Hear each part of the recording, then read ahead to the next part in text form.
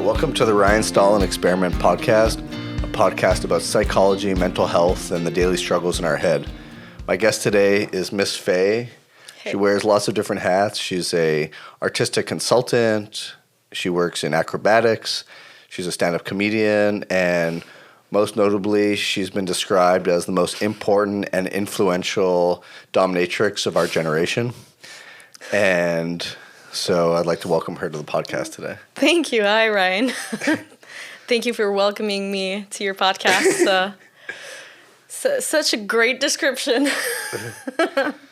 So the first time I ever heard about you, as I was saying, you're a very public figure, and I read about an article in the Journal de Montréal, which is a local newspaper here, talking about you and the fetish scene, and the specific article was about what do submissives get their dominatrix for Valentine's Day? Yes. So being such, public about that area of your life, I was wondering if you've had any stigma or, people in your family and friends, have they been supportive of that kind of work that you do? I think I'm lucky enough to have a great support system. I have great surroundings. I pick them well. And although I'm banned for life from PayPal, I don't get stigmatized or judged too hardly for it, I think. I know that older brothers and such could be protective of their younger sisters. Have your family been worried, or? I think my brother finds it funny more than anything else, right. And he just doesn't want to know much about it. The less he knows, the better, I think. But no, I've been so open about it, and I've received Sure, I've had some weird looks and faces sometimes when I talk about specific things, but I've had a lot of support from my surroundings. I'm lucky about that. How did you get the idea to get involved in this kind of work and this scene? So the artistic scene and the rave scene and entertainment scene intertwined together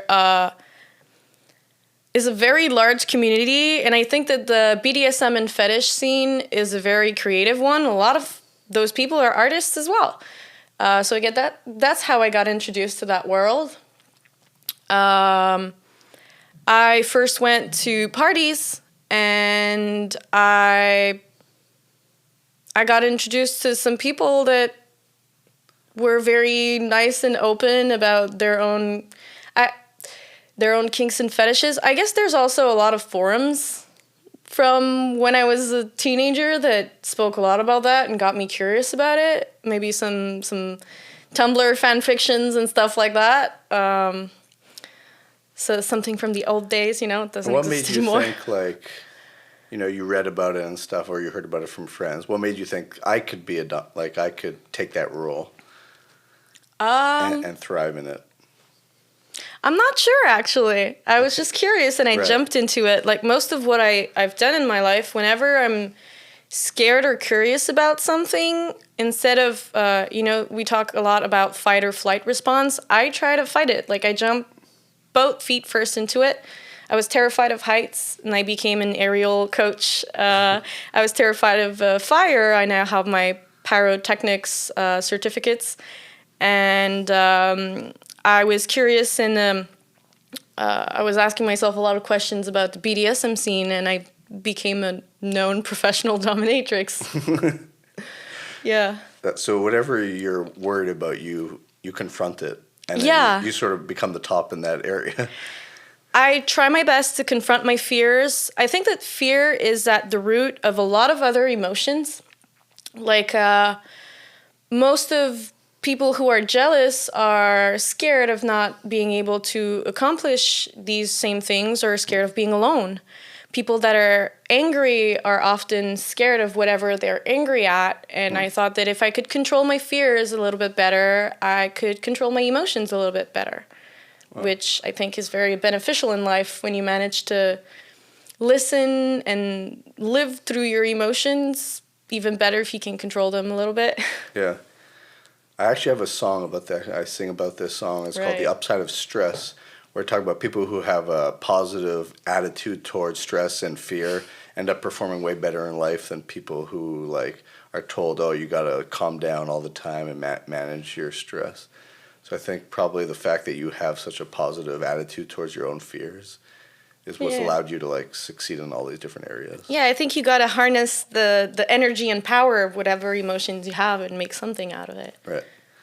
And so the time that I was saying I heard about you is there was this article about you in the Journal de Montréal, and it was about what do submissives get their dominatrix for Valentine's Day?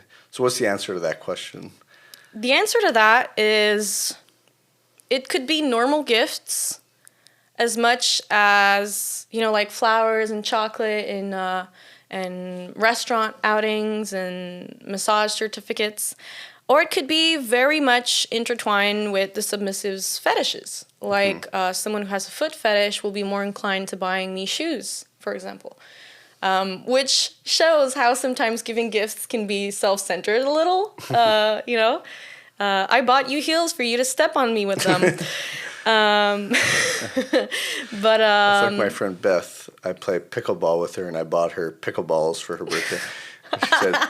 She said, "Oh, well, we'll use these when we play together." You made yourself a gift. Yeah, I made myself a gift. Well, yeah. So I've actually received more romantic gifts from submissives than I've received from partners. Oh, really? Yeah, because the level of adoration and respect the submissive has for their dominant is hard to match. I guess for a lot of submissives, you also become somewhat their therapist. You know about their deepest fear, their deepest desires, and you help them learn more about themselves in a controlled environment where they feel safe and comfortable to explore that. So you become very close. It comes with a mental and emotional burden to do. And in some ways, you act as their therapist. Some ways.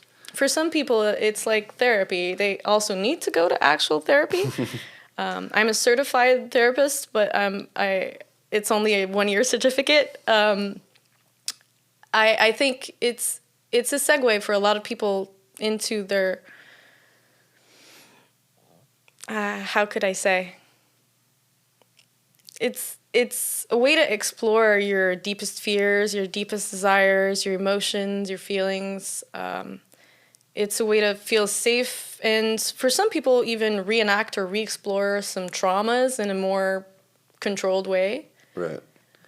It's sort of like what you said about confronting fears. They can confront their trauma, but in a safe space. Exactly. Well, what are some of the more unusual or interesting fetishes you've come across? All right. So one of my favorite ones, it came to me like someone with a special request. He really liked clowns and had a food fetish. And as someone who used to be a circus teacher, I thought I had done most of circus jobs or roles, but I had never been a clown. The guy wanted me to use cream pies, like the food, and pie him. And in the face, on the chest, everywhere. Multiple times, like many pies? Yes, I had 12 pies. And I got paid for an 1.5-hour session of cream pieing someone. Do you spread out the pies over time? Or yeah. In between the different pies, are you like talk about stuff or? Yeah, well, we got a little bit deeper into like, it's someone who's into humiliation a little bit and has a food fetish and a fear of clown, but a kink for clowns. Like, a lot of people like to be scared, I guess. So we talked a lot. I'll be honest. I was very interested by this session, but I didn't feel like being the one to clean up all the cream and the pie everywhere. Did you clean it all up? No, I made him dress up as a French maid, and I made him clean. Like, there was pie even on the curtains at the dungeon. So I watched him clean it up for a while, you know. But that was one of the most interesting ones. Did he enjoy the cleaning part? Yeah, I think he did too, because it was part of the humiliation in that process. But that request was definitely interesting for me. I found it funny because I dressed up as a cute clown and I pied someone for an hour and a half. It was fun for me. A lot of fetishes I've practiced or partaken into were things for which I was amused about it. I wasn't necessarily aroused about it. I'm amused. It sounds like fun and it's consensual. Why not? Your type of dominatrix is non-sexual, right? You don't have sex with the people that you work with, right? Exactly. So nobody ever even sees me fully naked. The most I'll go down to is panties and pasties, which most of the time will be fully body painted or fishnets or something. So it's really all psychological. It's not about the nudity or the sex. It's about the type of humiliation or the type of control that you exhibit towards the submissive. Yeah, so it's a lot mental, and it's about safe exploration and feeling understood.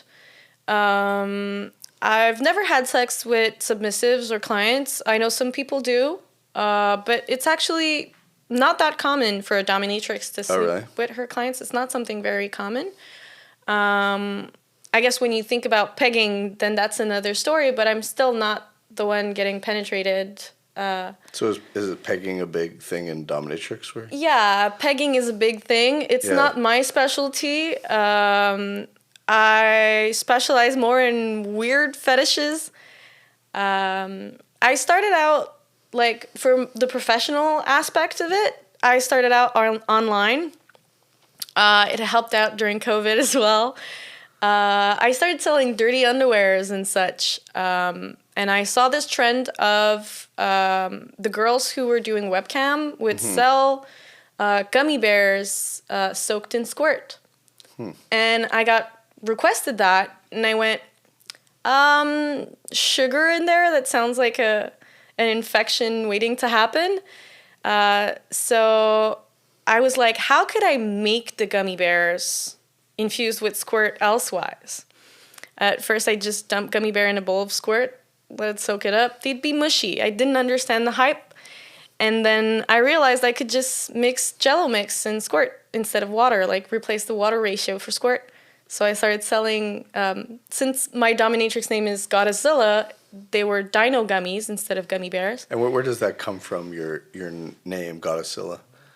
It's funny. So I used to have a name that was hard to pronounce. It was like a Native American name, and people couldn't pronounce it in person, which got frustrating because, when your submissive can't say your name properly, you'd be inclined to correct them. But if they can never pronounce it well, even when corrected, you're fucked. So I was chit-chatting with the girlfriend I had at the time, and she was like, it should be something about dinosaurs, because you like dinosaurs. She was kidding. But as we talked and brainstormed, we fell into Goddessilla. It became my dominatrix name. It was a joke at first, and it became serious. Because of your love of dinosaurs. I love dinosaurs. It's just, it's probably something that came as a package deal with my autism spectrum disorder. I know a lot of autistic people love dinosaurs. I'm definitely one of those. Actually, I'm even jealous of kids nowadays. They learn so much about so many new dinosaurs we've discovered that we didn't know about when I was a kid. Yeah. So I've been trying to learn more about dinosaurs, which led me to learn about the emu-war. Is that a new discovery kind of dinosaur? No, so the emu-war is a war between Australia and emus, like the big bird. Okay. But most birds are like an evolution of dinosaurs. Like your chicken is a dinosaur, like modern day dinosaur. So my two favorite dinosaurs are pterodactyl, every dinosaur that flies, and the emu. My modern day dinosaur is the emu because it won a war against the country. Oh, wow. The big bird won the war. It's a little part of history that I cherish a lot. Have you come across any submissives that have a dinosaur fetish that you could play out? I've had 2 different submissives that had like dinosaur. I don't know if it's a kink or just an interest, but one of them was into how could I say, like, we call it DDLG in the scenes, like daddy dom little girl kink. Okay. It's like it's someone that liked to be perceived as like a sugar daddy? No. Oh no. Okay. I'd be the daddy dom. Oh, you're the daddy. I'm daddy. Oh. So it's someone that wanted to be taken care of and like. Oh, interesting. That person really liked dino nuggets. So we'd get dino nuggets almost every session. We'd eat dino nuggets with ketchup. And color in dinosaurs coloring book and stuff like that. And then I had someone who just liked all inflatable costumes, and it just so happened that I have 2 inflatable dinosaur costumes. Okay. So if you can picture an inflatable T-Rex whipping someone with knee-high laced-up boots, that was me at some point in time in space. It was a very fun session. Whipping someone in a dinosaur costume, Must be your dream. I mean, it was definitely not on my bingo card, but now it's been punched in. And you've been pretty successful in this field of dominatrix. Like, do you think there are psychological qualities or personality traits that someone needs to have to be good at that? Like, is there a certain empathy you need to have towards the submissive, or? I definitely think you need some emotional intelligence and some self-awareness, because with being a dominatrix resides a lot of responsibility. Like, so the submissive has the veto right. They have the safe word or the red light stopping everything, last words. But a lot of submissives will rely on you to find their limits if they haven't found them yet, and push their limits if that's what they want. So that requires a certain sense of reading people. Yes, you got to be able to read people and have some empathy, because aftercare is so very important. And do you need to know, like, do you think it's important for a dominatrix to have been a submissive at some point to know what it feels like? Absolutely. I think you need to at least try your props and figure out how it feels. I think you need to experience submissiveness before you can understand domination. It doesn't have to be your jam. It's not my jam. But I had to try out some things to understand it better and develop a little bit more empathy than I had. And do you think, being in this world of fetishism has helped you with your own mental health? Like, I know you mentioned you have a whole host of things: autism, ADHD, anxiety, depression. So has it touched on these various elements of your life? Yes, I think domination and the BDSM scene in general really helped me learn about myself. It helped me learn about emotions and how to understand them and notice them. It developed some empathy, definitely. But it also helped with my self-confidence. Being a dominatrix means you need to exert and exuberate a lot of confidence. And it also helped with being adored and worshipped. Right. It definitely gave me a different sense of self. Made me also learn a lot about mental health, because there are issues that I don't have myself per se, but that being told, because when you start with someone new, you've got to know about their mental health and their physical health as well, not to create more problems. You got to be aware of those things, like, hey, today's not a really good day mentally, so like let's cut it out with the humiliation part or stuff like that. So it makes you really learn to understand people a little bit better, especially sharing their deepest thought, deepest desires, fears, and all that. You get very personal very quick. Are there any times that, there's been, a guy who's approached you for something, And maybe even his girlfriend or wife wasn't aware that he was into such a thing. And that you bringing this issue up, like sort of. So I'll remember that one forever, for sure. I had this client that was married who called me Mistress Zilla. And that's also what he called me in his phone.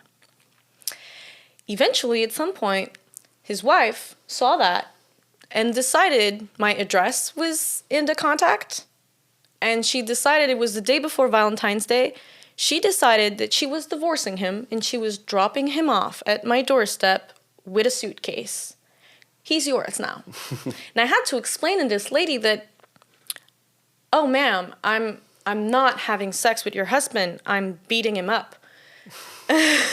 I'm not that kind of mistress. I'm the other kind of mistress.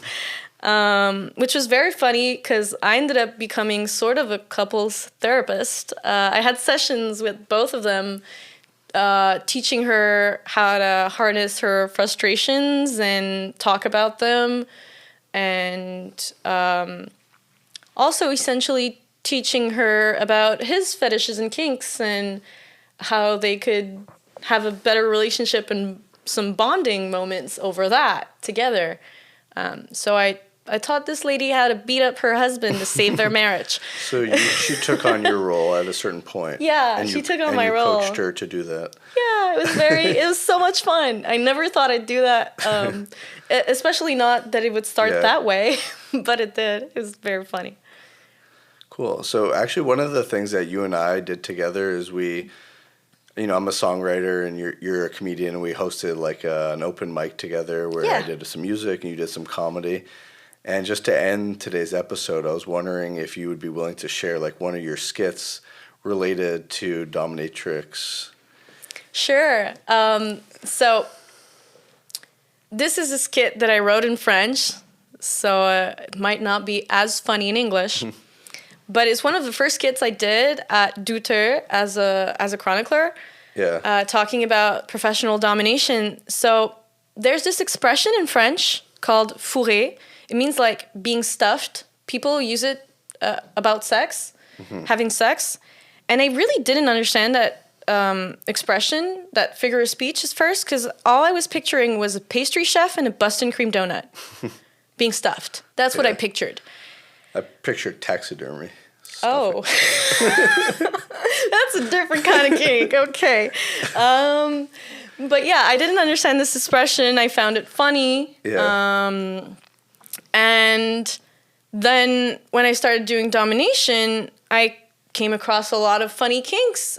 So first I was asked about the gummies made with squirt, which became Dino Gummies. Cool, I made gummy bears.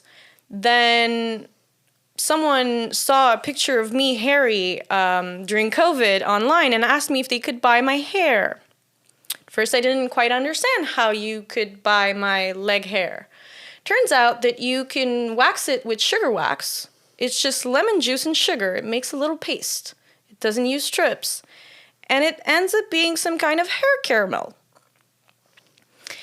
And then I had another client buy my doo-doo in a Ziploc container to make brownies out of it. So it turns out, now I understand this expression, I'm not a dominatrix, I'm a pastry chef. I make candies and pastries, and I sometimes wear an apron because it gets messy. So that's how I understood this expression. Then I did this kit on Douter, and everybody in the room, it's a live event as well as a streamed one. People in the room started laughing when I talked about pastries and candies. But then one of the other comedian joked about it and said, what do you want from me? I like pies. So I had talked about that guy that I pied for an hour and a half. And that became a running gag. It became joking about cream pieing people with food rather than the proper expression, which was really fun clowning out about. But now, on my bingo card, I want to someday pie that comedian live. Like, I'll show up with a cream pie. He wanted to joke about it being his kink. Now it's a bingo card goal to pie someone during a podcast or a comedy skit. Like, cream pie the proper way. All of those expressions about sex and food make me laugh so much. So thanks so much for coming on today. It was really interesting to learn about your world and the psychology behind that. And hope to catch up soon.